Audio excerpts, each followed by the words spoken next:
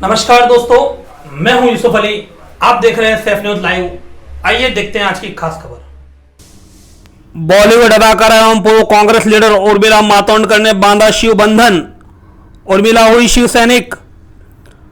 बॉलीवुड की अपने जमाने की मशहूर अदाकारा रही उर्मिला मातोंडकर ने महाराष्ट्र के मुख्यमंत्री उद्धव ठाकरे के नेतृत्व में महाआघाड़ी सरकार के कामकाज से प्रभावित हो शिवसेना में जाहिर पक्ष प्रवेश कल 1 दिसंबर को मातोश्री जाकर लिया। इस अवसर पर मातोश्री में खुद मुख्यमंत्री एवं शिवसेना प्रमुख उद्धव ठाकरे, श्रीमती रश्मिताई ठाकरे के अलावा आदित्य ठाकरे एवं कई गणमान्य लोग मौजूद थे। शिवसेना की परंपरा के अनुसार श्रीमती रश्मिताई ठाकरे ने उर्मिला के कलाई पर शिव बंधन बांधकर पार्टी प्रवेश करवाया। ज्ञात हो, उर्मिला पिछले साल कांग्रेस पार्टी में भी प्रवेश कर चुकी थी और कांग्रेस पार्टी ने उर्मिला को 2019 लोकसभा चुनाव हेतु मुंबई से सांसद उम्मीदवार भी बनाया था। हालांकि भाजपा लहर एवं तत्कालीन भाजपा शिवसेना गठबंधन के चलते उर्मिला को हार का सामना करना पड़ा था, जिसके बाद उर्मिला ने कांग्रेस पार्टी से इस्तीफा दे दिया था। फिर लगभग 1 साल से अधिक समय से सक्रिय राजनीति से दूर रही उर्मिला ने एक बार फिर शिवसेना में प्रवेश करते हुए राजनीति में सक्रियता बढ़ा दी। शिवसेना भाजपा गठबंधन के टूटने के बाद से इस साल में उर्मिला मातोंडकर के पहले भी कई बड़े नेता पार्टी प्रवेश कर चुके हैं। कल के पार्टी प्रवेश के बाद उर्मिला ने एक प्रेस कॉन्फ्रेंस का आयोजन करते हुए मीडिया को संबोधित किया और महाराष्ट्र के उद्धव ठाकरे सरकार की जमकर तारीफ की। आगे वीडियो में देखिए उर्मिला की प्रेस कॉन्फ्रेंस के कुछ अंश। Bureau report Saif news live. आज आपने शिवसेना ज्वाइन किया है, क्या कहना है? देखिए, मैं यही कहना चाहूँगी कि पहले तो जिस तरह से पिछले 10 महीनों में, 11 महीनों में, अभी पूरा 1 बरस हो गया है, बहुत ही कठिन समय में महाराष्ट्र के लिए बहुत कठिन समय रहा, क्योंकि आप भूल नहीं सकते कि मुंबई महाराष्ट्र में है, जो देश का एक आर्थिक, जिसको कहते हैं कैपिटल है, और ऐसी जगह है कि जहाँ पर दुनिया भर से और देश भर से लोग आते जाते रहते हैं। बहुत मुश्किल था कोविड जैसी समस्या से जूझना, और ऐसे समय में कोविड जैसी समस्या से ही नहीं बल्कि जो नैसर्गिक आपत्तियाँ आई हैं महाराष्ट्र प्रदेश पर, वो बहुत बड़े पैमाने पर आई है। कुछ ज़्यादा ही आपत्तियों से भरा हुआ ये वर्ष महाराष्ट्र के लिए रहा, महाराष्ट्र के किसानों के लिए भी रहा। एक बहुत ही ज़बरदस्त कामगिरी मुझे लगता है महाआघाड़ी सरकार ने की है, और उसमें बहुत बड़ा हाथ उद्धव जी का रहा है। और उद्धव जी एक सीएम के तौर पर उन्होंने इतनी बढ़िया तरह से महाराष्ट्र को संभाला है, अपने साथ लेकर चले हैं। जहाँ पे ज़रूरत होती है वहाँ पे वो अपनी स्ट्रेंथ दिखाते हैं, जहाँ पर ज़रूरत होती है वहाँ पे वो घर का जैसे कोई बड़ा सदस्य आकर हमसे और आपसे बात करता है, उस तरह लोगों को समझाते भी है। तो मुझे लगता है जिस तरह उन्होंने महाराष्ट्र को खूबसूरती से संभाला है, वो देखकर मैं बहुत प्रभावित हूँ, और इसलिए मैं चाहती हूँ कि ऐसे नेतृत्व में मैं ज़रूर काम करना चाहूँगी। पार्टी की तरफ से, शिवसेना की तरफ से किसने आपको अप्रोच किया? क्या रश्मि ठाकरे जी का कोई भूमिका आपको साथ में रखने में, सुबंधन बांधने में कुछ बातचीत हुई और कुछ आपको रखा हो? रश्मि जी हैं, और फिर बहुत सारे लोग उनके साथ हैं, लेकिन मुझे कॉल दरअसल उद्धव जी से भी आया, और उद्धव जी ने मुझे बहुत ही खूबसूरत बात कही। जब एमएलसी की बात हुई, उन्होंने मुझे कहा, पहले मैं मराठी में कहना चाहूँगी की आपली जी विधान परिषद आहे महाराष्ट्राची परंपरा इतकी मोठी आहे की त्याच्यामध्ये महाराष्ट्राच्या विधानसभेचा सामाजिक आणि सांस्कृतिक दर्जा वाढावा अशी माझी मनोमन इच्छा आहे। कारण का ही जी परिषद, ह्या ज्या जागा आहेत, ही जी भवनं आहेत, त्याच्यात जायला लोकांना खूप मोठा प्रवास करावा लागतो। तर तिथले जे बोलणं होतं त्याचा कुठेतरी दर्जा खूप मोठा वाढला पाहिजे, आणि त्याच्याकरता तुमच्यासारख्या लोकांची गरज आहे।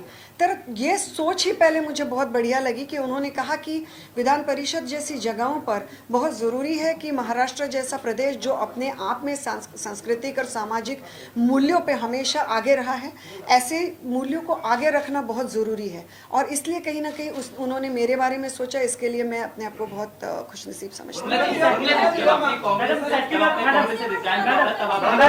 आपके साथ व्यवहार हुआ है, आखिर ऐसी कौन सी बात थी जिसकी वजह से आपको कांग्रेस छोड़ना पड़ा और 20 महीने के अंदर आपकी ये दूसरी पार्टी है? नहीं, मेरा साथ दुर्व्यवहार हुआ है ऐसे नहीं मैंने कहा था। मैंने ये कहा था कि कांग्रेस में जब मैंने कैंपेन किया था तो जिस तरह की कुछ चीज़ें होनी चाहिए थी वो उस तरह से हुई नहीं है। इस तरह से आज भी मुझे कांग्रेस की तरफ कोई भी अलगाव या कोई भी मुश्किल या कोई भी ये नहीं है, और यहाँ पर लोग क्या करते हैं, पार्टी में रहकर भी पार्टी की बुराइयाँ करते हैं और बल्कि ज़्यादा बुराइयाँ करते हैं पार्टी में रहकर। विधानसभा के चुनाव आने वाले थे तो भले ही मेरे ऊपर बहुत उस वक्त लांछन लगे, लेकिन मैंने पार्टी के ऊपर मैंने किसी भी तरह का कोई इंटरव्यू इसलिए नहीं दिया क्योंकि मैं पार्टी के बारे में कोई भी नेगेटिव चीज़ें ना बोलना चाहती थी, ना फैलाना चाहती हूँ। आज भी मुझे सोनिया जी और राहुल जी के बारे में रिस्पेक्ट है और महाराष्ट्र प्रदेश में कहूँ तो बाला साहेब थोरात जी जैसे बहुत ही एबल हमको उनको वहाँ पे जो महाराष्ट्र प्रदेश में मराठी और हिंदी में कसरत थोड़ी मुश्किल हो जाती है, बहुत बेहतरीन लीडर है अपने आप में। सो अभी मुझे नहीं लगता ये सारी चीज़ें मायने रखती हैं क्योंकि एक बरस से ज़्यादा वक्त जब इंसान उस पर गुजरता है तो मतलब मुझे लगता है कि अपने आप में कोई वजह रही होंगी। आपकी निजी विचारधारा एक समाजवादी या एक सेकुलर सोच रही है, पिछले चुनाव में आपके भाषण में हमने सुना, लेकिन बात जब शिवसेना की आती है तो एक हिंदुत्ववादी पार्टी की एक छवि है शिवसेना की, आप इस पार्टी में कैसे एडजस्ट करेंगे? मुझे ऐसे लगता है कि आप छवि जो भी हो और आप बातें जो भी करें, अंत में बेहतरी इसी में होती है जिसमें लोगों का भला होता है। तो मैं आप लोगों से पूछना चाहती हूँ कि जो एक बरस का आपने शासन देखा है महाराष्ट्र में, क्या आपको ऐसे नहीं लगता कि इस शासन में किसी भी तरह के लोगों को स्पेशल ट्रीटमेंट या किसी भी तरह के लोगों को कम ट्रीटमेंट, इस तरह का कोई दुर्व्यवहार महाराष्ट्र में हुआ है और ना ही वो आगे चलकर होगा? इसकी मुझे पूरी मुझे उसमें उम्मीद है, नहीं मुझे क्या कहते हैं उसको, I am sure about it. And मुझे लगता है आज के वक्त में वो ज़्यादा महत्वपूर्ण है। और मेरा जो हमेशा सोचना था वो लोगों के प्रति था। जब मैंने इंटरव्यूज़ भी इसके पहले किए और कुछ चीज़ों पर बोली, तब भी मैंने यही कहा कि मैं किसी के खिलाफ बातें नहीं कर रही हूँ, मैं महाराष्ट्र के लोगों के लिए बात कर रही हूँ। इसमें बहुत फ़र्क होता है, नेगेटिव वर्सेस पॉजिटिव आउटलुक रखने का फ़र्क होता है। और ये आउटलुक डेफिनेटली शिवसेना में, और अब सत्ता में आने के बाद किस तरह लोगों से बिहेव करते हैं, किस तरह से उन्हें प्रशासन देते हैं, बहुत मायने रखता है। और मुझे लगता है उसमें शिवसेना बहुत बड़े पैमाने पर खरी उतरी है लोगों के एक्सपेक्टेशंस पे। जब आपने कांग्रेस ज्वाइन किया था तो आप बहुत उम्मीद में थी, जब आपने कांग्रेस ज्वाइन किया था बहुत उम्मीद में थी, लेकिन आपने हाउस पॉलिटिक्स का जिक्र किया था, जिसके वजह से आपने कांग्रेस छोड़ दिया। आपको लगता है कि शिवसेना में वो समय नहीं आएगा कि आप... नहीं, मुझे लगता है हाउस पैटी पॉलिटिक्स हो, हाउस पॉलिटिक्स हो और अन्य अगणित मुद्दे हो, हर एक पार्टी में होते हैं, हर एक पक्ष में होते हैं। मैं भी काफ़ी नई थी पॉलिटिक्स में, शायद मैं तैयार नहीं थी इस तरह की चीज़ों को डील करने में। मैं इसके लिए किसी के भी ऊपर, मुझे बहुत आसान है दूसरे लोगों के ऊपर लांछन लगाना, यहाँ बैठ के बड़ी बड़ी चीज़ें बोलना, लेकिन ऐसी कोई भी चीज़ें करने में मुझे कोई इंटरेस्ट ना तब था ना अभी है, क्योंकि मेरी राजनीति पहले तो दूसरों को नीचा दिखा के और दूसरों के बारे में गलत शलत बातें करके शुरू करने से शुरू नहीं होती। हाय सोहित, फाइनली मैम दो सवाल है। पहला सवाल ये है कि ये भी कहा जा रहा था कि क्या कांग्रेस की ओर से भी आपसे कहा गया था क्या कि एमएलसी के टिकट की जो बात है, क्या कांग्रेस की ओर से भी आपको कहा गया था कि ऑफर दिया गया था पहली? और दूसरी जो अभी आपने कहा कि नेगेटिव और पॉजिटिव वाली बात जो कही आपने, तो अभी जैसे आप कह रहे हैं कि आपके ऊपर ट्रोल हो रहा है और आप शिवसेना भी उस समय ज्वाइन कर रहे हैं जब कहीं ना कहीं सेंटर वर्सेस स्टेट हो रहा है, वहां से भी बॉलीवुड के कई लोग कई सारी चीजें बोल रहे हैं, तो इसे आप किस तरह से देखती हैं दोनों चीजों? पहले तो कांग्रेस से मुझे एमएलसी ऑफर हुई थी, ये बात मैं अपने मुंह से कभी नहीं बोलती आप लोगों को, क्योंकि मुझे गलत लगता है वो। लेकिन मैंने अन्य वजहों से कांग्रेस छोड़ी थी और ना मैं पद की लालसा में तब आई थी, ना मैं अब आई हूँ। भले ही किसको, मुझे लगता है एक हद के बाद जिसको जो भी सोचना है वो सोचेगा। तो मैं सिर्फ बता सकती हूँ, उसके बारे में हर किसी की सोच है और हर किसी के विचार है, लेकिन पद का इशू था नहीं। लेकिन मेरे दूसरे इश्यूज़ के वजह से मैंने कांग्रेस की तरफ से बहुत ही रिस्पेक्टफुली इसलिए एमएलसी स्वीकार करना सही नहीं समझा। तो एमएलसी का इशू था नहीं। और दूसरी चीज़ क्या आपने पूछी थी? जी, ट्रोल। तो ट्रोल का क्या है कि जैसे मैंने कहा कि ट्रोल्स जो होते हैं, आपको मेरे बचपन में मेरे फादर मुझे कहा करते थे, अगर आपको कोई भी ना बोले कि आप गलत हो, आप ये हो वो हो, समझो आप गलत रास्ते पर चल रहे हो।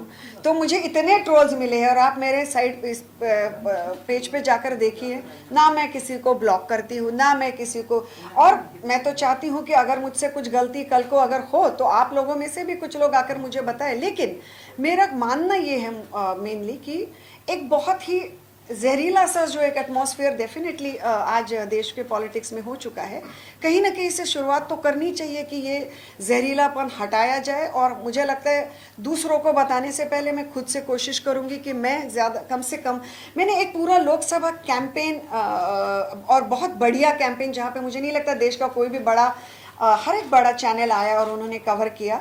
और खुशी है मुझे इस बात की कि इस सारे चैनल कैंपेन के दौरान मैंने एक भी व्यक्ति पर कोई भी व्यक्तिगत टिप्पणी नहीं की, किसी पर भी कोई भी आलोचना और गलत चीज़ों के बारे में नहीं बोला। तो मैं यही चाहती हूँ। माहौल जहरीला हो गया है और खुद आप हिंदी फिल्म इंडस्ट्री से आती हैं और आपने ये भी जिक्र किया कि आप बच्चियों के लिए, महिलाओं के लिए कुछ करना चाहती हैं। इन महीनों में वो सुशांत सिंह राजपूत जिस तरह उनकी आत्महत्या हुई और उसके बाद जो माहौल इंडस्ट्री में बना और ड्रग्स को लेकर जो अभी फिलहाल चल रहा है, गिरफ्तारियां हो रही हैं, आप बॉलीवुड इमेज जिस तरह से बनी है इस पूरे माहौल में, इस पूरे दौर में, इस पूरे पीरियड में, उसके लिए क्या कार्रवाई करना चाहिए और क्या आपकी तैयारी रहेगी, because you belong to the industry में? I think first of all definitely Bollywood people also need to do something for themselves. उनको भी ज़रूरत है कि वो अपने आप के लिए खड़े हो जाएं और उसके बाद हमारे जैसे लोग उनकी मदद भी कर सकते हैं। जो भी मैंने आज तक बॉलीवुड के लिए मैं खड़ी रही हूँ और हमेशा आगे भी रहूँगी। मुझे पहले भी पूछा गया था कि ये लोग क्यों नहीं बात करते, क्योंकि उनकी वो बहुत वल्नरेबल पोजीशन में होते हैं। ये समझते हुए भी मुझे ऐसे लगता है कि बहुत बड़े पैमाने पर बॉलीवुड को गलत लाइट में दिखाने की कोशिश की गई। बहुत बेइंतहा कड़ी मेहनत का काम होता है और बहुत ज़्यादा करोड़ों पैसे लगे होते हैं और वो मेहनत वाले लोग होते हैं। और बॉलीवुड लोग मतलब 4-5 स्टार्स नहीं होते जिन्हें शायद आप पसंद करें ना करें। आज बहुत सारे लोग हैं जिनको मैं पसंद नहीं करती, लेकिन अगर उनकी फिल्में बैन करो, अगर ये ट्रेंडिंग हो रहा है तो वो गलत है और वो मैं गलत बोलकर ही रहूँगी। तो अपने अपने नज़रिए का और समझ का ये विचार है।